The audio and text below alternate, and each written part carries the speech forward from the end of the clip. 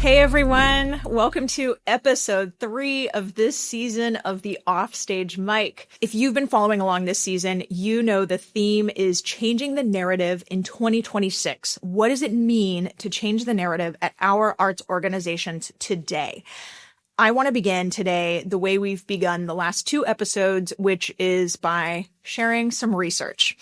Today's research I want to share comes to us from a labor economist who studies the economics of art and culture. His name is Christos Makridis. He is an associate research professor at Arizona State University, as well as a digital fellow at Stanford University and a senior researcher advisor at Gallup.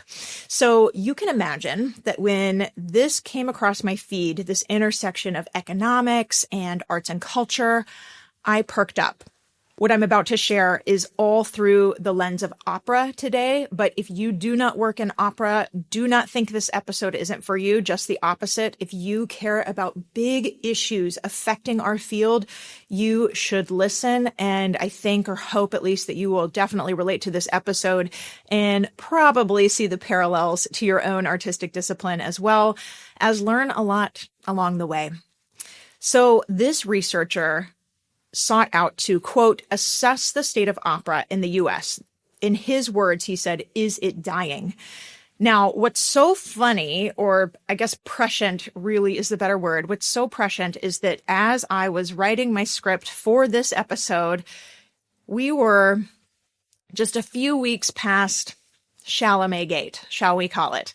Timothée Chalamet's comments about opera dying is what I'm talking about, of course. And he made those comments, just to lay out the timeline here, he made those comments on February 24th of this year, 2026. And the research paper I'm talking about that I'm going to share with you was published in an academic journal this past December, I believe, maybe even early January.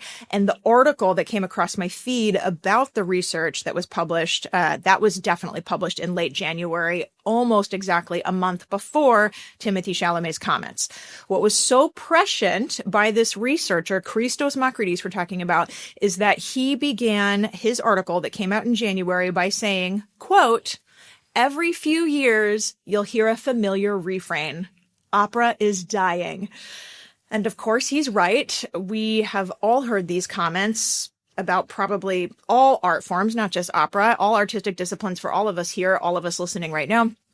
So what this researcher did to try to answer this question of is opera dying was he analyzed financial data collected by Opera America. He goes on to say that after crunching the numbers, quote, I realized a surprising conclusion about the state of those nonprofits. So to summarize his research, we'll link it in the show notes, by the way, so you have it in full if you want it. But to summarize, basically, he found that although opera companies are experiencing financial stress and financial challenge right now, opera is not a dying art form. I know everybody's excited to hear this. We all believe this, but he says the numbers bear this out. He writes, quote, I found that the public's demand for meaningful live cultural experiences, including opera, remains strong. Okay, so again, that's good news, great news even for all of us, and it actually matches a lot of the collective response to Timothée Chalamet's comments, so maybe no surprise there. But then he goes on to write, quote, that said, opera's traditional business model is faltering. Remember, this is a labor economist who studies economics all day long. He continues to share that his analysis revealed that the business model is, quote, stuck in the past. Those are his words, that opera management practices, metrics, and audience development tactics haven't changed much since the world transitioned to the digital age. So last quote from him, he says, opera's biggest challenge is structural, not artistic. And that is how we are going to spend the rest of our time today, talking about structural issues.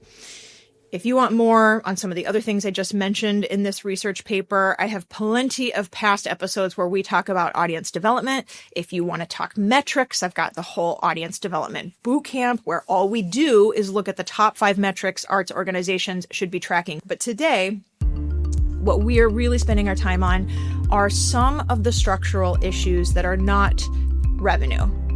And And yet we are talking about them because I believe that at the end of the day, they actually have everything to do with revenue and how we better serve and grow our customer base.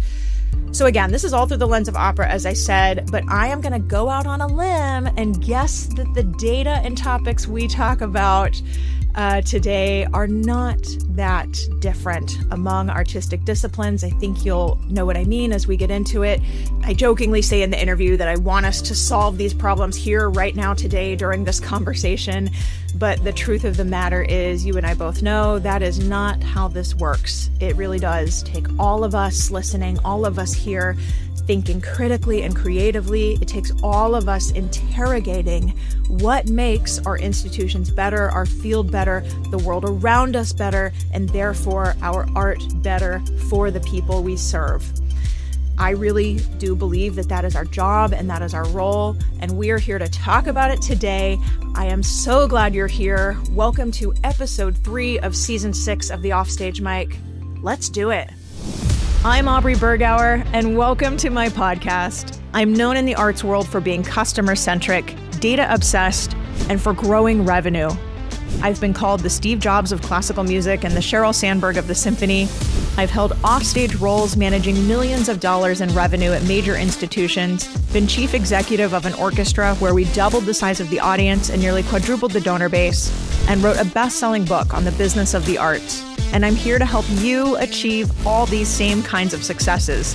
In this podcast, we are sorting through data, research, and business strategies from inside and outside the arts, applying those findings to our work, and bringing in some extra voices along the way, all to build the vibrant future we believe is possible for our institutions and for ourselves as offstage administrators and leaders. You're listening to the Offstage Mic. Support for this season of the Offstage Mic comes from Evolve Arts. One thing I've seen firsthand is that most CRMs make it really hard to run your org like a business. People ask me all the time, Aubrey, is there a CRM you actually recommend? That's why I want to tell you about Evolve Arts, an exciting new CRM that is revolutionizing the art space, and the only one I've seen built specifically to make it easy to execute many of the strategies from my book. Evolve Arts was created by people who were frustrated with the CRM at their own organization, musicians and board members with engineering and tech backgrounds. They created the tool that they needed, so it's built for modern use cases performing arts organizations see all the time.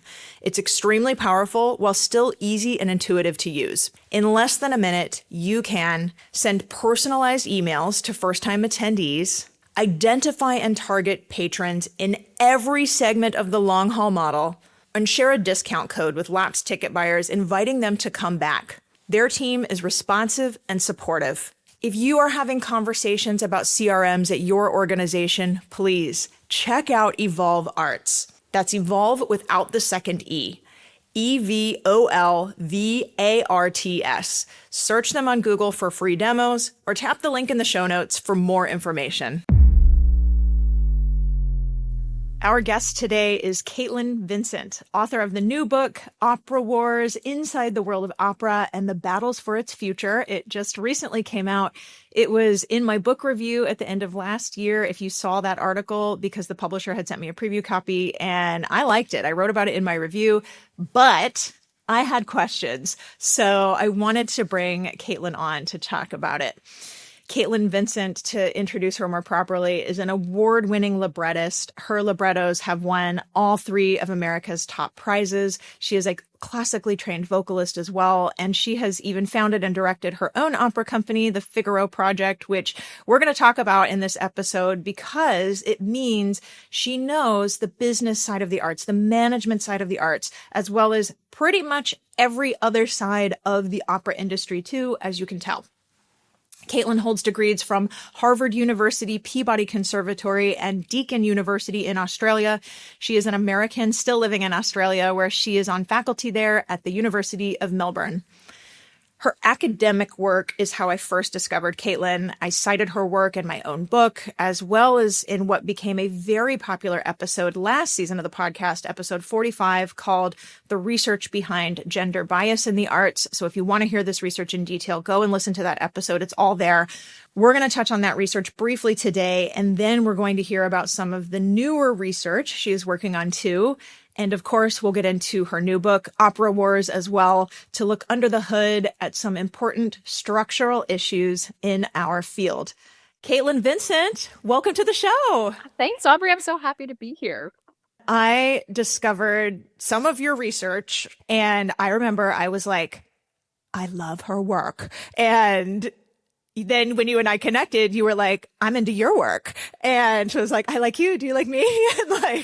And then we eventually meet at some point over Zoom or something like that. I think that's like the only time we've spoken face to face until now. Is that right? Yeah. I kind of wish we were doing this over cocktails, but you know, one day a giant ocean is separating us right now. So we're going to do it this way instead. Yes. One day we will be in person, but in the meantime, Zoom and podcasts are the way to go. I'm happy. This is where we're at. So, okay, diving in, I want to start with your research on gender equality, how I first discovered you. That was one of the highest downloaded episodes of last season. I did this episode where I share your research and talk about it. And, I want folks to go listen to that whole episode if they want the full rundown, so we don't have to redo all of it and recap all of it here. But what I want you to do is just summarize it, if you would, because I think it's actually related to some of the things we're going to talk about in your book that we're going to talk about later. Yes. So just a bit of context. I think that in opera and across classical music and the performing arts, there's been a lot of anecdotal evidence about gender inequality for a long, long time, just who's being hired to lead productions. But when I was looking, there weren't any statistics. And how can we actually make something better if we don't actually have the data that tells us what's actually happening? And I know, of course, that opera companies and orchestras are incredibly busy. They're time poor. They do not have time to actually collect this data and map larger trends. So I said, okay, I will do it for them. I will do it. Let's see where we're at. So I did this big project to just map 15 seasons of production data at some of the largest companies in the United States. I also did this for the largest companies in Australia, largest opera companies, I should say, and the Royal Opera House in the UK, just to say who is actually being hired as director, as set designer, as conductor. And what I found with the US sample was, of course, that it was incredibly low representation for women, something like 5% of credited conductors over 15 seasons or so were women. 15% of credited stage directors were women. So this is not great, but it's useful for us to have this data as a starting point. But some people weren't thrilled to actually have the data out there. It was interesting to see the response to that work, where I was really just saying, here are the facts. What are we going to do about it? And some people saying, how dare you? You shouldn't have put that out there. You're not helping the opera industry by revealing this. I had some people say, we don't want this data out there. We're not going to support this research. We're not going to. And I said, well, that's fine. I don't need your support. I'm going to publish it anyway. Wow. I didn't know that part. Wow. Okay, that might have answered the next question, but maybe not. What's the either number one takeaway or finding, or like top takeaway that surprised you? Maybe the response was, I don't know. I don't want to put words in your mouth. No, not at all. It's not enough to just know what the numbers are. We need to know why. So some of the work that I'm doing right now is actually really interrogating what are the trends beneath those figures. There have to be other reasons that come down to organizational systems. It's not just people saying, I'm not going to hire women. I don't believe that there's anyone in an opera company saying, I don't want to hire women because they're bad directors. I think we're talking about systems and process. Yeah. So that's what I'm trying to look at. So one of the interesting things that I've found from my research is that it's not just that women aren't being hired to direct, it's that they're primarily being hired to direct new contemporary operas, so riskier repertoire that is a lot less likely to be revived. It sees a lot fewer performances. It's not as visible. It's usually in smaller venues. Women are also more likely to be hired to direct musical theater, which isn't as prestigious within opera companies. It doesn't have the same levels of clout. Meanwhile, we see that men really dominate in the canonical popular repertoire, the Carmens, the Toscas, the La Bohemes, which are then much more likely to be revived. And so you see kind of this snowball effect just in terms of the repertoire where we're seeing people hired in terms of kind of exacerbating the inequality over time. Okay, so you said the next phase of your research is getting into why. Why is this happening? I have a bunch of questions. How do you try to answer? Like, what is your methodology, I guess is the question. How do you try to answer that? And then what's the timeline? Like, when do I get to read about it is really what I want to know. Yes. So one of the aspects of the method was what I just talked about in terms of let's look at the data in terms of the process, in terms of how much are companies co-producing, who's represented in the kinds of works that they're co-producing, who's represented when we're talking about revivals. Like, is there a difference when we're talking about gender inequality between the massive revival productions that are floating around the U.S. opera industry versus the productions that are newly commissioned? So that was, really looking at quantitative data to just map that. And there's a paper coming out. It's under review, as they always are in academia. It takes forever. But one of the kind of slightly disconcerting findings from that so far is that I was really hoping that the gender inequality for women directors would be significantly worse in revival productions. I was really hoping that it's inherited and that's why it's so bad. It's much better in new productions. What I found is that actually it's only a percentage or 2 points better when you're just looking at newly commissioned productions. So there isn't this huge push where, they're achieving gender equity with new productions and it's just all the old ones from the 1980s that are still all white men. So that was a little bit disappointing to see. But again, it seems to be coming back to repertoire. So with the new productions, women are predominantly being hired for contemporary operas and musical theater. But when you look at revivals, 80% of revival productions are the canon. So again, there's this contributing effect. So if we could get more women hired for canonical works, we would eventually maybe see a little bit of more of a balance coming out. Yeah. So that's one thing, looking at the systems, looking at the organizational process. The other thing that I'm looking at, which is what I'm really digging into right now, is talking to conductors and directors who work specifically in opera to understand their career paths. How are they actually navigating the labor market? How are they getting work opportunities? How are they getting experience?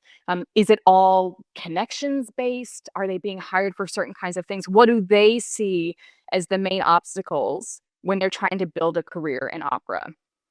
So once I have that information, it's going to be a lot, well, not easier, but there'll be interesting threads. Say, okay, this is what they say the obstacles are. This is what they say the opportunities are. What does that mean when we're looking at it in terms of the data around who's actually being hired? And also when we're looking at things like professional development initiatives or, grants and fellowships that are designed to increase equity in the field, a fellowship for women directors. Does that fellowship actually address the obstacles that the directors themselves are bringing these kinds of things? Yeah. Right. So really just trying to look at all the different facets of the industry in terms of this career pathway to just try to understand how we could make it easier. Okay. And then what's the timeline? Yes. This is really my selfish question. Caitlin, tell me when I can read this. So I have 2 papers in the pipeline right now that I'm hoping will be coming out in the next 2 years. Hopefully sooner. I'll write fast. I'm trying to write fast. Fine. I'll wait. It's fine. It's not a problem. I'm just teasing. Slow. It takes so long. I know. That's how it goes. Yes. Well, I want to switch gears and talk about something we can all read now, which is your latest project, Opera Wars. So everybody who's watching, I'm holding it up. I had the great privilege to read an advance copy of this book before it came out, and it was great. We're going to unpack a lot of things. I wrote down questions that I'm going to ask you now while I was reading. And my first question is, what made you write this book? And then specifically for who? Is this book for arts administrators? Is it for all people working in opera? Or are you also trying to bring others inside the conversation or broaden the conversation? All of that. Please speak to all of that. So audience question first. It really was, I was casting a wide net. There are lots of books about the industry and about musicology that are just for people on the inside who have master's degrees, who know what a Fach is, who know all of the ins and outs. We have those books. We don't have a book that necessarily talks about these issues for people who have not already drunk the Kool-Aid. So yes, there are absolutely bits where people on the inside are like, okay, I already know how a rehearsal works, or I know what FOC is. But that's part of bringing everyone along, so we're all on the same playing field, and then we can dig into the dirt of each battleground that I talk about. Okay, so yeah, this gets right into the next question. The dirt. You talk about these different battlegrounds. I mean, it's called Opera Wars. You talk about all these different battlegrounds in opera land, as you call it, throughout. So can you share some of them, some of these battlegrounds, explain this framework, and also what brought you to this framing to set up the book this way? So I'm a librettist, right? So of course, I'm always thinking about structure. I'm thinking about theme. I'm thinking about how can we tie the story together. And I really did write this book more as a libretto than as a formal academic paper, right? It's very much broken into narratives. There are scenes. It's all, it builds together. It's a cumulative experience. But the first big battleground, which is, I think, something that we hear about a lot in opera, is this question about what do you do with these historical operas? What do you do with Madame Butterfly? What do you do with Carmen? What do you do with Tosca? These works that come with a lot of baggage because they are artifacts of their time.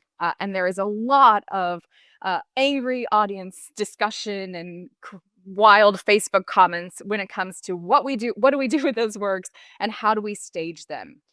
Is it okay to put white singers in kimonos and heavy eye makeup and a geisha wig? Is it okay to have Carmen murdered on stage, performance after performance after performance, to applause, right? So that's one of the really big battles, and it's actually been referred to as one of the opera wars, right?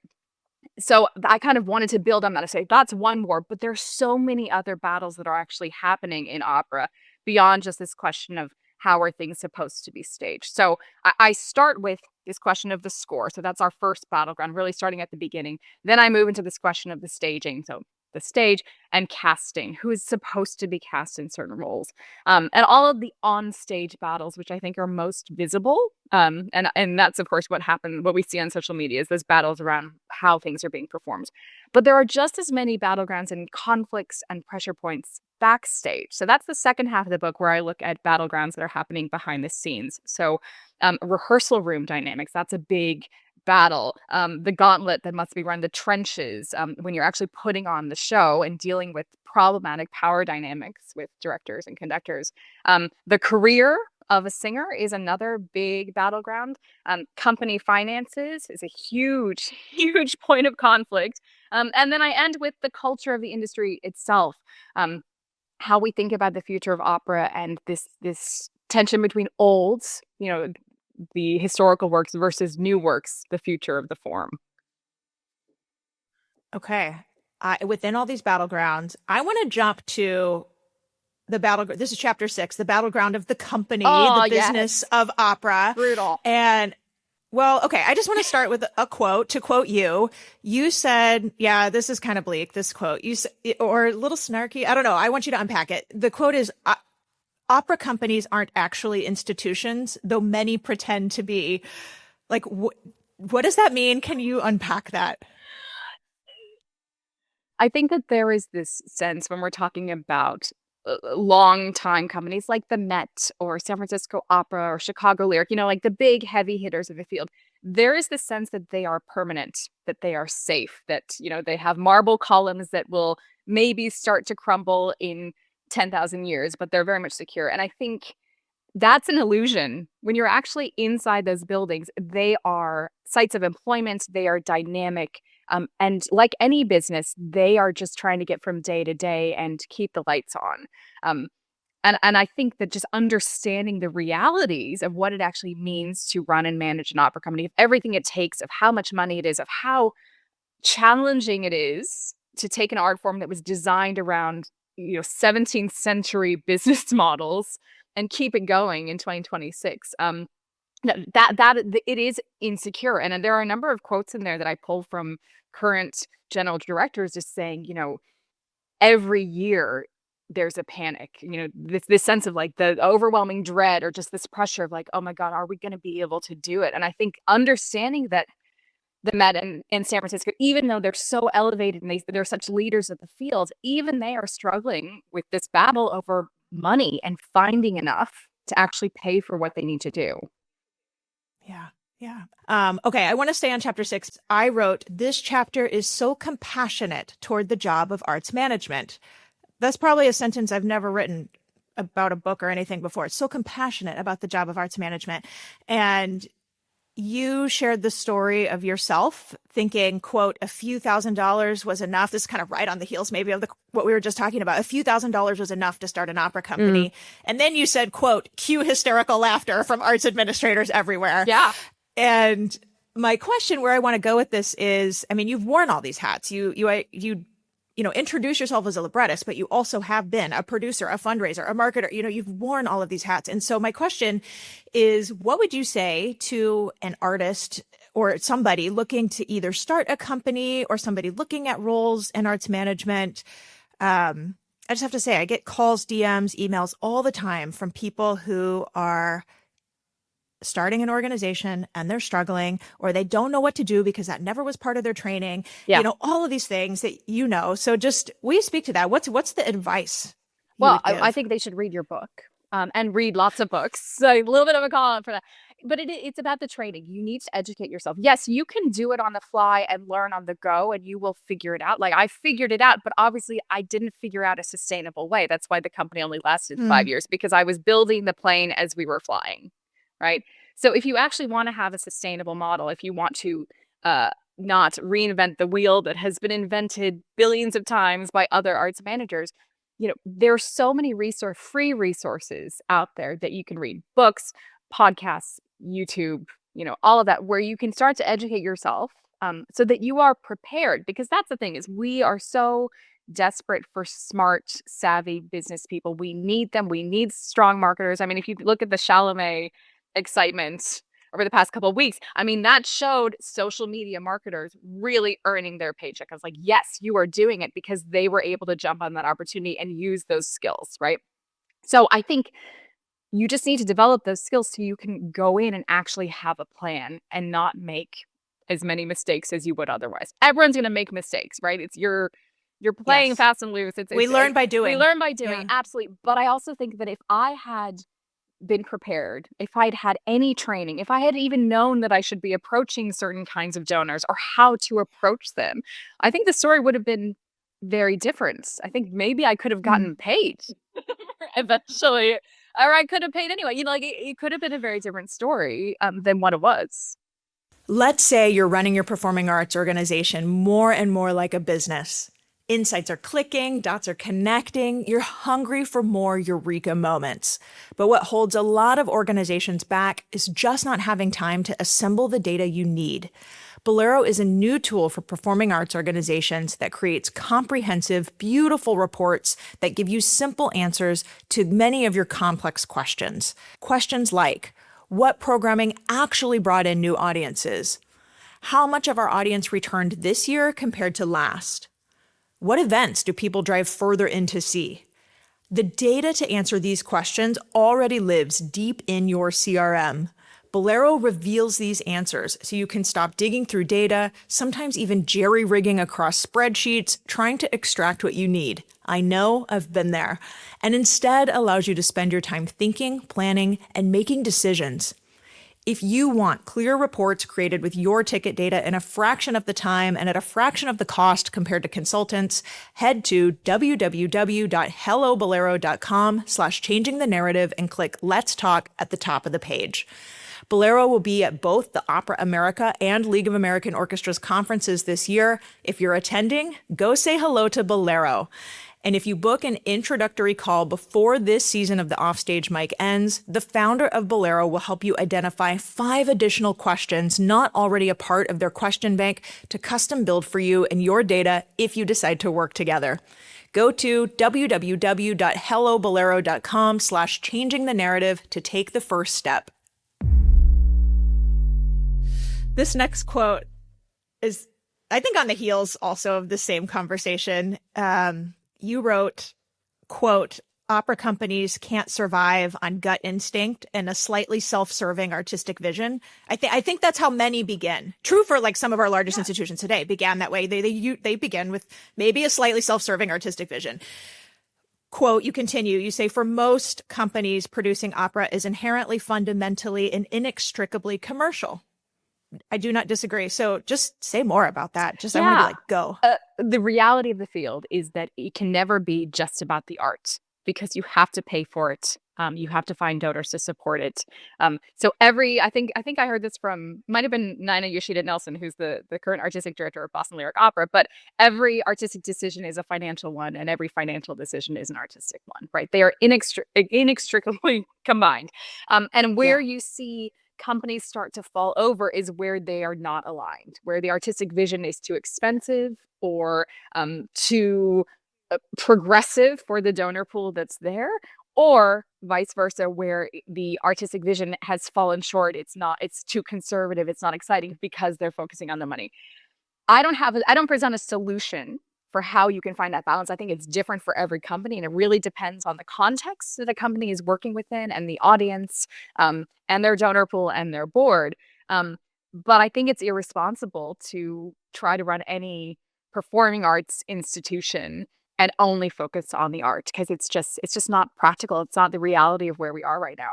But I should say, and I appreciate that you say the chapter is compassionate, because I so admire anyone who is running an opera company or a symphony or a ballet company, because if you could do anything else with your time and your life and sleep better at night. And so just, it really is such a commitment, and I admire it. And so whenever there's a controversy and, I'm asked to be interviewed about it on the radio, I feel like they always want me to drag the artistic director or the general director and say, oh, I'm like, no, I'm going to be diplomatic, because I know they are working so hard and they have so much courage, and I'm not doing it. They're doing it. I'm grateful for anyone who does it. Yeah. Oh, thank you for saying that. I'm sure you have like thousands of people listening right now saying, thank you, Caitlin. So, okay, I want to move back now to just tying back, I should say, into the inequities in opera we were talking about before. So these next few questions are now book related, but certainly tie into the research we spoke about. And these next few questions are more specifically on race, not gender, to be specific. So you talk about, there's this Mark Campbell quote on page 53 for those following along, about why are opera companies trying to save these racist works? These are his words, I'm pretty sure. These racist works instead of presenting any of the many new operas out there. What goes through your head when you rehear that quote, or when you were writing it the first time? Like, what do you think about? I mean, of course, I agree with him in theory. I absolutely agree with him. And I think if you think about the amount of work that companies are doing to salvage certain operas, it is so much effort. They're having to, put exhibitions in the lobby. They have all these program notes. They're trying to contextualize things. They're trying to figure out how to do the casting. They're trying to do diverse hiring in terms of the production teams. It is a lot of work to try to save these works, to make them align with a modern day sensibility where, opera is not produced in a vacuum. These works are old, yes, but we cannot pretend that there is not a reflection with what's actually happening outside of the opera house. And that's where I think a lot of opera companies get into trouble. It's where they say, it's just a historical work. Like, no, you are presenting it. It is a dynamic art form. You're presenting it with living creators right now. You can't pretend it's just an artifact of that time. So I think that Mark is absolutely right. And that, so much of the time people are bending over backwards to say these works. And there's this question of, well, should we? We could spend this energy doing other things. But at the same time, it again comes back to money. And the reality is that when it comes to risk management and which works are most likely to bring in fairly consistent ticket sales, we're still primarily talking about the canon, many of which come with this racial or gender-based misogyny baggage, right? So it is a tricky thing. Yes, Madame Butterfly is very complicated.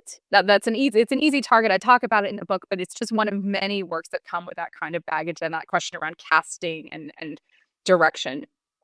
It's a beautiful work, and it's complicated. And a lot of companies feel that they have to do it because it has name recognition. It's very popular. The music is beautiful, and it's somewhat guaranteed to bring in ticket sales. So Can they afford to set it aside? I think right now, many of them cannot. And some people want it. Many traditionalist audience members, they want to see Madame Butterfly, and they want to see it in the way they saw it 50 years ago with kimonos and geisha wigs, regardless of what that means for younger generations. So companies are really stuck between an operatic rock and a hard place in terms of how do you find this balance. As a librettist, I would like to see more investment in modern works, in newer works. I think there's still very much a stigma against it. And I think we do need to bring in audiences so that they don't think their ears are going to bleed if they go to see a contemporary opera. Yeah. I think what's going through my head as I'm hearing you unpack this is still in the lane of this yes and solution. I'm a real fan of kind of internal programming rules, guidelines. And what I mean by that is I remember back when I was running the orchestra, the music director and we just made an agreement that for every, I forget all the different categories, but for every white male we brought on as either a composer of a piece or a guest conductor or guest artist, like these different things, we're casting, programming.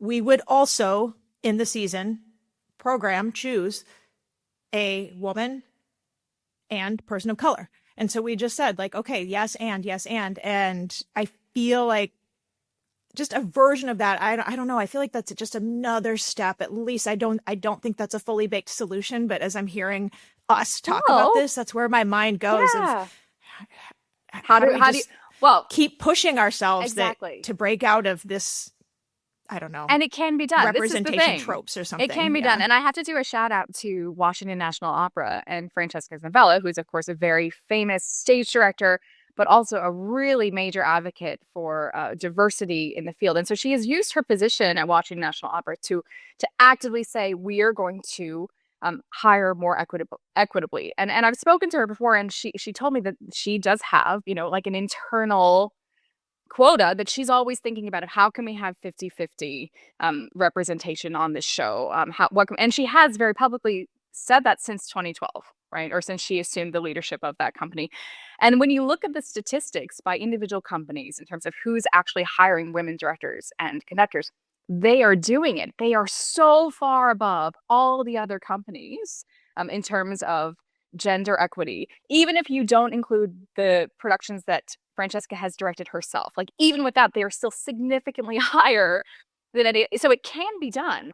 And I think that's what's really interesting is you see a lot of companies that are not doing it, and they clearly do not see it as a strategic priority. Like Santa Fe Opera, in one of my papers, they hired 2 women directors over 15 seasons. It's 2 out of 80, right?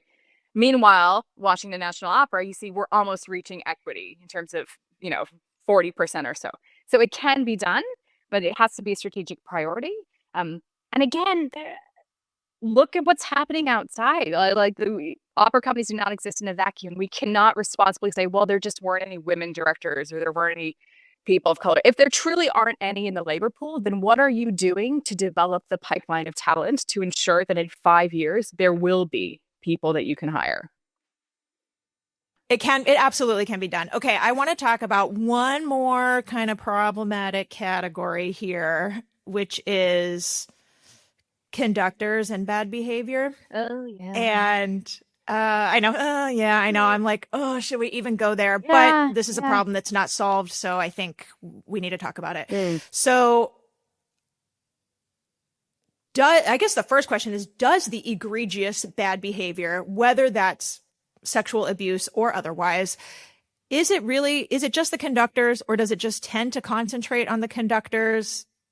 I think it's both leaders. I think it's directors and conductors. I think you see sort of equal challenges. And in some cases, it's even company directors, right? We see anyone in leadership positions, right? It's potentially in a position of power. Yeah. I think that the conductors and directors, especially, they're in a small, closed environment with freelance workers who are coming in and coming out. So they don't have your typical employment protections because they're independent contractors. You have historically this focus on the importance of the art over anything else. that, the art justifies any means. You also have this traditional focus on artistic genius and this idea that there are these creative geniuses who, again, we let them do what they want because of what they produce, because they are geniuses, and so it's justified. We can justify the bad behavior because of what they produce. And then you have time pressure, you have stress, you have the show is opening in 2 weeks, and we have to get it done. So it does not surprise me at all that there is still continued abusive behavior in these contexts. I think that a challenge and something that I wish we would see more of is again that courage from opera companies to say, we do not have to hire this person. We have heard stories about them. We know what's happening in this room. Yes, are they an artistic genius? Fine, but we can also choose not to hire them because they are hurting. They are causing harm. I think that support of the workforce, protecting the workforce and not holding the art as higher and more valuable than the workers. Mm-hmm. What I appreciate about your answer is that you're going right back to the process matters. The systems we use to select people really matters. So, okay, let me zoom out just a little bit as we start to land this plane here. What do you want the book to accomplish? Like, what is the big takeaway? I made us talk about some hard stuff. You talk about each battleground so wonderfully and lay it out so wonderfully, but what's the big takeaway you want people to come away with? Well, first, the low-hanging fruit, I want people to buy tickets to see an opera. If there is not an audience, if we are not funneling a bit of money to the companies, we cannot expect them to be courageous and try to make organizational change to start to address these issues because they are floundering, right? We need to support the art form. And this also goes for the opera insiders. I don't know about you, but I have gotten very used to getting comps. And I'm like, I shouldn't be getting comps. I need to actually, if I believe so, I like opera sometimes. I should actually be buying tickets to support opera, right? I should be going, because if I'm not even going, how can I ask someone who isn't even sure about opera, who could be watching Heated Rivalry again, right? It's hard to make that case. So I want people to buy tickets. I want companies to program new works, right? But I also think just more than that, I want us to start thinking about opera as an industry in terms of all of these decisions that are made, all of these conflicts within individual battlegrounds. They're connected. When we're talking about the battleground of the score, that also feeds into employment opportunities and career pathways and representation. When we're talking about the finances of the company, that of course connects to so many of these other questions, because many of these decisions and choices are made in terms of money. So I think it's really important to have an understanding of the state of the industry right now. This is what we're dealing with, so that we can be on a level playing field in terms of understanding, okay, then now what could we do? Not every person can tackle the entire thing. It's too messy, it's too complicated. But I believe that everyone in the industry can make incremental changes on their own that start to address some of these things. For companies, it could be sending a rejection letter to everyone who auditions, even though it takes them an hour, right? Instead of just ghosting, right? It could be providing a list of nannies or vetted babysitters so that they can hire women directors and conductors, and they can have support with their caregiving, right? There are little things that can be done, and also not hiring abusive practitioners. Now, for singers and for conservatories, what could be done? We should not be graduating students with only classes in English song literature and recits. We should also be graduating them with basic skills, the most basic skills of marketing, philanthropy, arts management, because that is where they're actually going to be working. And I would much rather that we have singers who are also working on their singing careers and also contributing to the industry instead of working as waiters or baristas. We should be keeping them in the fold. Many, many things, but we are connected, right? Everyone in the industry is connected. It's an ecosystem. It's becoming a real theme this season of the way we make change is starting small. Yeah. Like, I mean, the whole theme of this season is what is changing the narrative 10 years later? What does it look like in 2026 to change the narrative? And like, this is the third episode now where we are talking about incremental change is what you said. And I just can't underscore that enough. So fine, we didn't solve all the problems today, but I gotta say, I am so grateful for you, Caitlin. I really do feel like you've just done such a service for our industry by writing this book. It's called Opera Wars, everybody. And you talk about the issues with such understanding of the big issues and also with such understanding of the nuance of the small things that make up those issues. And therefore you write and speak about them with such practicality. So out now, wherever books are sold, everybody, please run, don't walk, get your copy. Caitlin, thank you so much for being you, here. Aubrey. This Thank you so this much. was a blast. Super Next fun. time, cocktails. Next time. Yes, thank you. Hey everyone, if you were listening to this episode right when it originally drops, you have 2 days left to enter to win over $2,000 worth of prizes we are giving away to celebrate hitting our 50th episode of the podcast earlier this season. Go to aubreybergauer.com/50, that is, for episode 50 to get the details and enter to win before April 30th. And no matter when you're listening, whether you are on the battlefront of opera or any other artistic discipline, I have something else coming your way I want to tell you about. It's my free audience growth masterclass. This is the third year I'm doing it, and it's packed with data, insights, and my 4-step framework to grow not just your audience and subscriber base, but your donor base too. Last year, we had over 1,000 people, and registration for this year is opening up soon. So get on the wait list at aubreybergauer.com/masterclass. The work we do serving our institutions is indeed a battle worth fighting, and we need every tool. I'm not going to say weapon, like this analogy is really falling apart, but we need every tool available to help. I cannot wait to share it all with you. That is aubreybergauer.com/masterclass. That's all for today, folks. Thanks so much for listening. And if you like what you heard here, hit that button to follow and subscribe to this podcast. And if you've been around for a few episodes now, would you please consider leaving a quick rating or review? I really can't thank you enough for your support in this way. To all of you, one more time, thanks again. I'll see you next time on the Offstage Mic. This season of the Offstage Mic is produced by me, Aubrey Bergauer. Additional production support as well as editing is by Moriel Digital. Our theme music is by Alex Grohl. Additional support this season comes from Sandy Kabasi and Johan Dudui. This is a production of Changing the Narrative.